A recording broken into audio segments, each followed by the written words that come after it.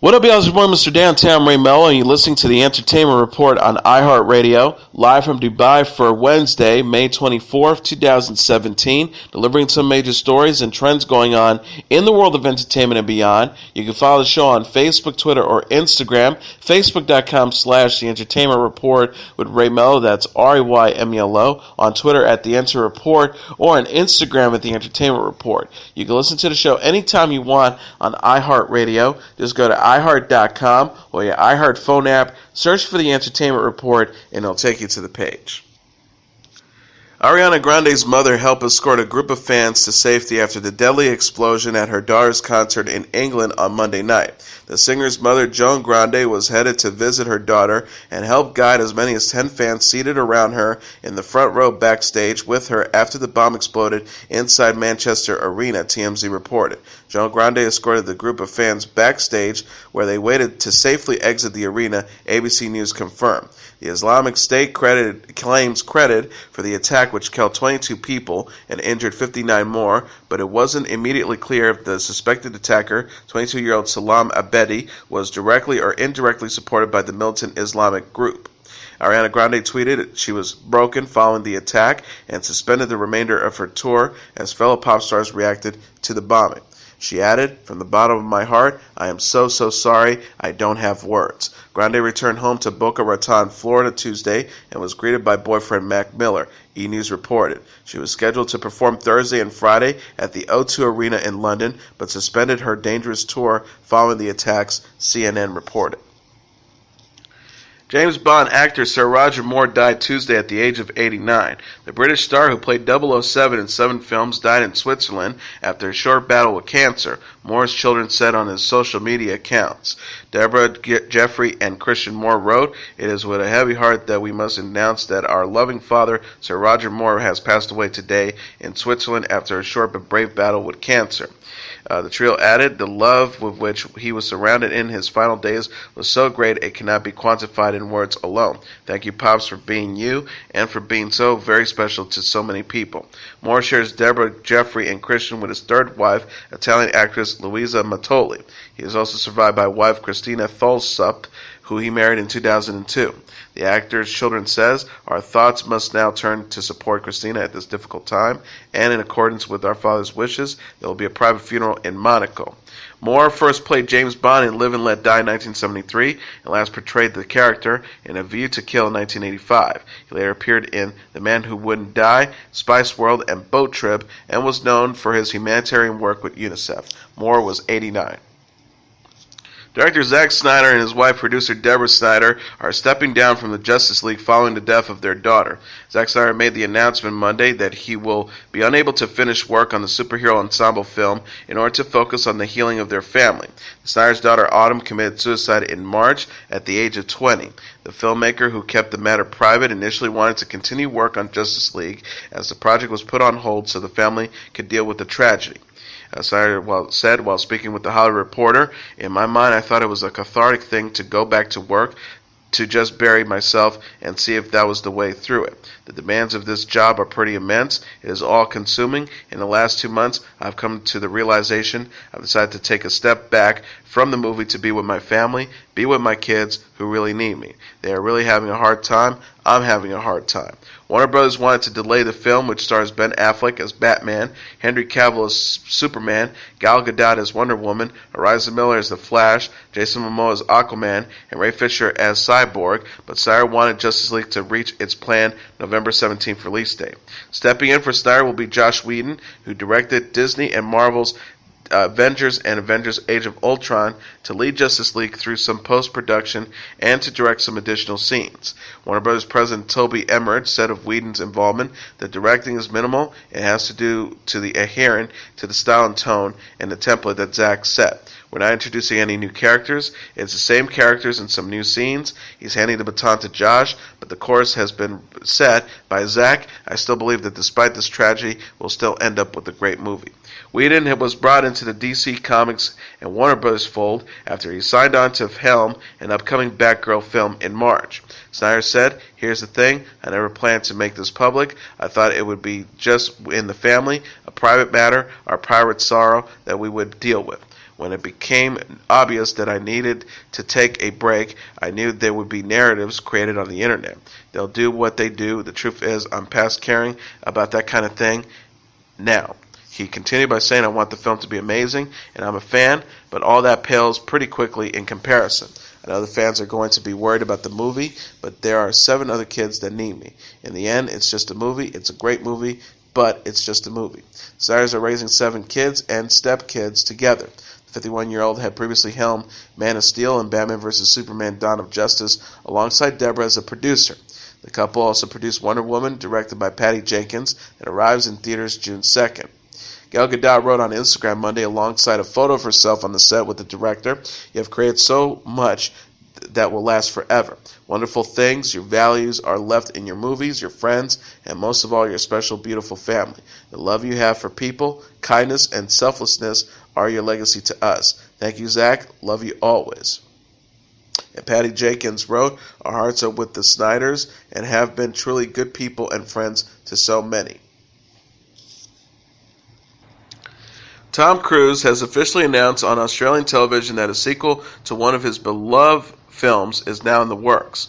Sydney's Sunrise program tweeted alongside a video clip of its interview with Cruise, worldwide exclusive, at Tom Cruise just confirmed that Top Gun 2 is happening. The actor said, "It's true, I'm going to start filming it probably in the next year. It is definitely happening." The original Top Gun, an iconic movie about U.S. Navy pilots, was released in 1986. Cruise is currently on the production trail for his new movie, The Mummy. In a related story, Universal Pictures has titled its planned monster movie series Dark Universe that begins with The Mummy, starring Tom Cruise and Sofia Boutella.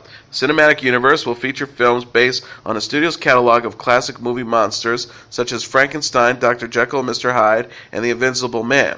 Cruise and Boutella gather with Russell Crowe, who also stars in The Mummy, as Dr. Henry Jekyll, to take a group photo alongside Johnny Depp, who will portray the Invisible Man, and Javier Bardem, who is set to portray Frankenstein monsters in future films. Universal captioned the image, "Witness the beginning of #DarkUniverse." Accompanying the photo was a Dark Universe announcement trailer that the feature footage from Universal's classic horror films alongside a logo and musical theme by composer Danny Elfman that will play before each entry in the series starting with The Mummy. Crowe's Dr. Jekyll is set to connect all the films together as his character leads an organization known as Prodigium that tracks down, studies, and destroys evil monsters, Deadline reported. Next up for the Dark Universe slate is a remake of Bride of Frankenstein that will be directed by Beauty and the Beast helmer Bill Condon and arrive in theaters February 14, 2019.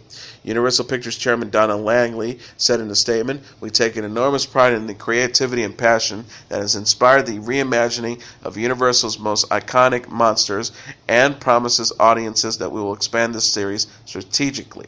She also added, "The enterprise masterful development by Chris Morgan and Alex Kurtzman will allow each subsequent chapter the right time to find the perfect cast, filmmakers, and visions to fulfill it. As we launch Dark Universe with Danny's provocative theme before The Mummy and collaborate with a brilliant filmmaker like Bill to weave the story of a very modern woman in a very classic tale, we feel confident we're off to a tremendous start."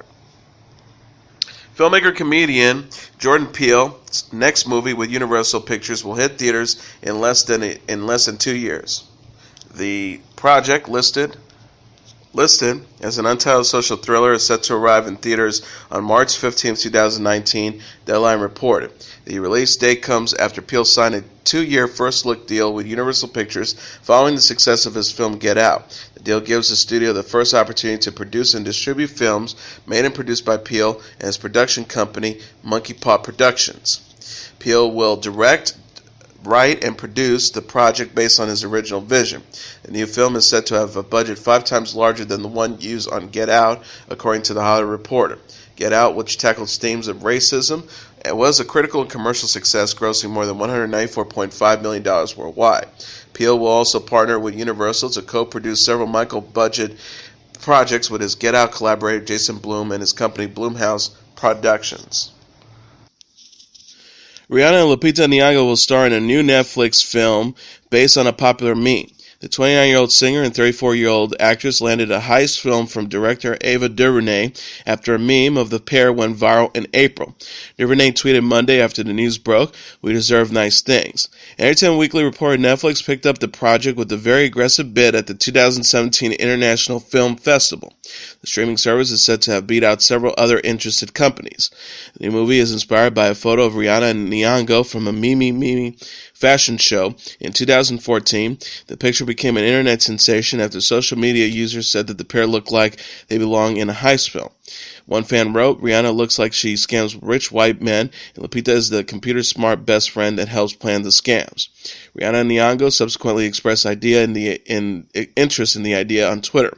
Nyong'o tweeted in April, "I'm down if you are at Rihanna." Rihanna responded, I'm in, please." Elisabeth Moss is executive producing and plans to star in a limited series based on Mary Beth Keane's novel Fever, BBC America announced Tuesday. Phil Morrison is the project's director and executive producer, while Robin Veef is writing the screenplay and will also serve as an executive producer. Moss said, "I'm so honored to be working with the incredible team of collaborators we have pulled together with Phil, Robin, BBC America, and Annapurna Television. I look forward to telling this story about one of the most infamous women in America, Typhoid Mary, a woman whose true tale has never been told. She was an immigrant in turn of the century New York, a time of huge change and progress in America. She was incredibly unique, stubborn, ambitious, and in fierce denial of any wrongdoing until her death, where she lived out her days in prison on an island just off the Bronx in New York. She is incredibly complicated. Sometimes I seem to enjoy playing that." Moss is known for her TV work in such shows as The West Wing, Mad Men, Top of the Lake, and currently The Handmaid's Tale. Filmmaker Michael Bay was honored Tuesday with the Hand and Footprint enshrinement ceremony in Hollywood. Bay's frequent collaborators Jerry Bruckheimer attended the event, as did Josh Duhamel and Sir Anthony Hopkins, the star of Bay's next blockbuster-to-be, Transformers: The Last Knight. In addition to the Transformers franchise, Bay's film credits also includes Bad Boy, Armageddon, Pearl Harbor, and The Rock. Danielle Staub is reportedly engaged to boyfriend Marty Caffrey. The 54-year-old Real Housewives of New Jersey star said yes to Caffrey while filming Season 8 over the past weekend, according to The Dirty. Source told E! News the day he proposed, Danielle said her life is now perfection. Staub had shared a photo of herself with Caffrey last week as they headed to a restaurant opening. She and Caffrey celebrated their one-year anniversary as a couple in April. The star wrote on April 17th, "Here's to my #first year #anniversary with this cutie. You're a wonderful man, and I'm blessed to have you in my life. #happy 1 year at Maddie_Caffrey." Staub was previously married to Kevin Mayer from 1986 to 1987 and to Thomas N. Staub from 1993 to 2007. She shares two daughters, 24-year-old Christine and 19-year-old Jillian, with her second husband. Rumored couples Scott Disick and Bella Thorne were spotted together Monday at Los Angeles International Airport. The 33-year-old reality star and 19-year-old actress are heading to Cannes, France, after Disick's ex-partner Kourtney Kardashian was seen getting close to Younes Benjima, according to TMZ. Kardashian was photographed in Benjima's arms Sunday as they enjoyed the view at the Hotel du Cap Edenbrock in Antibes. The couple, who were first linked in December, stepped out on Monday to Gothica nightclub in Cannes. Source told People she has been in France for a few days. She is vacationing with Younes and friends. The insider added, Younes is young but very responsible. He's very sweet to Kourtney. Kourtney is having fun and he makes her happy. After all the drama with Scott, he is a great distraction. Kardashian and Disick split in 2015 after 9 years of dating. Disick, who shares 7-year-old son Mason, 4-year-old daughter Penelope, and 2-year-old son Rain with Kardashian, was first spotted with Thorne on a dinner date last week. Source told People at the time it was a real date. They were dancing together and getting cozy, but he was a total gentleman. Country music star Jason Aldean is expecting a baby boy with wife Brittany Kerr, the couple said. The 4-year-old singer posted a #gender reveal video Monday on Instagram announcing Kerr is pregnant with their first child. He captioned a photo of himself and Kerr holding blue and pink balloons. "Today is the day. What's it going to be, boy or girl? #gender reveal." Aldean, who already shares 14-year-old daughter Keely and 9-year-old daughter Kendall with ex-wife Jessica Aldean, followed it up with a clip of the big reveal. The video shows his family popping balloons filled with blue confetti. Aldean and Kerr, who married in March 2015, had announced their baby news May 8th. The singer wrote at the time, "Been hard to keep this secret, but we couldn't be happier to add to our family. This year it just gets better and better. Hashtag bun in the oven." Kerr added, "This was the hardest secret we've ever had to keep. The journey for us has been full of many happy times and also many years. The biggest roller coaster we have ever been on, without a doubt." Aldean last released the album They Don't Know in September. Blake Shelton reacted Monday to news that his girlfriend Gwen Stefani is leaving The Voice. The 40-year-old country star said in a Facebook Live interview with Entertainment Tonight that he thinks Stefani and fellow coach Alicia Keys will ultimately return to the show. Shelton said, "I've looked ahead. This is like those Harry Potter movies. Characters you think are gone, then they come back. I've looked ahead on the script, and Alicia, they have her coming back." Keys added before joking, "Gwen is coming back. We love Gwen. Hopefully Gwen can replace Blake." Stefani herself confirmed in the interview that she has no future plans with the NBC reality competition. The singer said, "I don't have any plans to come back, but I definitely let everybody know I love being here and I love to come back. I'll be here to hang out with Blake." Keys has told TV Insider in April that season 12 will be her last as a coach. Radar Online reported the same month that Stefani was planning to depart the show. Source said Gwen is set on leaving, and it is Blake's choice if he wants to go with her. Sheldon and Stefani first met on The Voice in 2014 and started dating the next year following their splits from their respective spouses Miranda Lambert and Gavin Rossdale. The Voice season 12 will air its finale on Tuesday. Lady Gaga went topless Monday to celebrate Naomi Campbell's birthday. The 31-year-old singer, who wished her American Horror Story Hotel co-star a happy 47th birthday by sharing a topless photo of herself cooking. She captioned the picture, hashtag Happy Birthday Naomi, at I am Naomi Campbell. Lady Gaga and Campbell played the Countess and Claudia Bankson respectively on American Horror Story Hotel. Campbell has named the singer as one of her style icons in an interview with People in 2010. She says, "I think my style icons are people that reinvent themselves. They come back with a different look, a different vibe, a different sound." Lady Gaga is definitely a big style icon for everyone, and it's made everyone go a little bit more edgy with their fashion. She also added, "I think Lady Gaga is extremely talented. She's a composer, a pianist, she's an opera singer, and she does classical music too." Lady Gaga released the album Joanne in October and will star in the forthcoming Star is Born remake with Bradley Cooper. Campbell last played Rose Crane on the Fox series Star this year. Nicki Minaj thinks rumored boyfriend Nas is so dope. The 34-year-old rapper appeared on Tuesday's episode of The Ellen DeGeneres Show, following reports that she's dating the 43-year-old recording artist. Minaj said before agreeing he's so dope that Nas is absolutely a great guy. He is a king. He is such a king. She added, "Shout out to Queens, New York. We're both from Queens. He is the king of Queens, and I like to think that I'm the queen of Queens. He's a rap legend, so let's just say I have a lot of respect for him, and he's kind of cute too."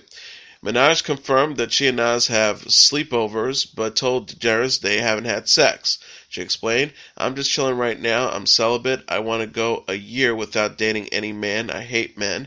I might make an exception to the rule for him because he's so dope." Minaj was first linked to Nas this month after she shared a cozy photo with the rapper on Instagram. The post followed her split from Meek Mill in January after nearly 2 years of dating. The star said, "To confirm, yes, I am single, focusing on my work, and looking forward to sharing it with you guys really soon."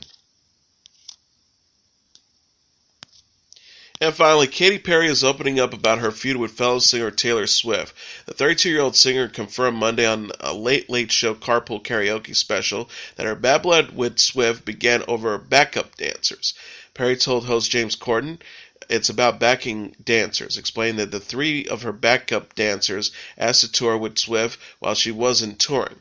"I was like, yeah, of course, but I will be on a record cycle in about a year, so be sure to put a 30-day contingency in your contract so you can get out if you want to join me when I say I'm going back on." She recalled, "So that year came up, right? And I text all of them because I was very close with them. And I said, look, just FYI, I'm about to start. And they said, all right, we're going to talk to management about it. And they did, and they got fired. And I tried to talk to Taylor about it, and she wouldn't speak to me.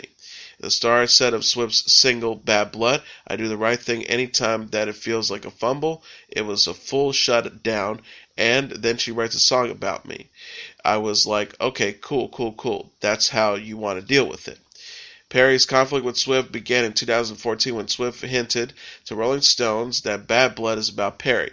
Perry told Corden that Swift started the feud, but said she's willing to take the beef off the grill. The singer said, I think personally that women together, not divided, and none of this petty shit, women together will heal the world. Perry appeared to respond to Bad Blood last week with her new song, Swish Swish, featuring Nicki Minaj. Orange is the New Black alum Ruby Rose defended Swift by slamming the song and Perry on Twitter. And as your entertainment report for Wednesday, May 24th, 2017, I'm your host, Mr. Downtown Ray Melo. I'll be back tomorrow to deliver some major stories and trends going on in the world of entertainment and beyond. You can follow the show on Facebook, Twitter, or Instagram. Facebook.com/The Entertainment Report with Ray Melo. That's RAYMELO. On Instagram at The Enter Report, or on Twitter at The Enter Report. You can listen to this episode or any previous episodes of The Entertainment Report anytime you want on iHeartRadio. Just go to iHeart.com or your iHeart phone app, search for The Entertainment Report, and it'll take you to the page. Good night, and God bless you all.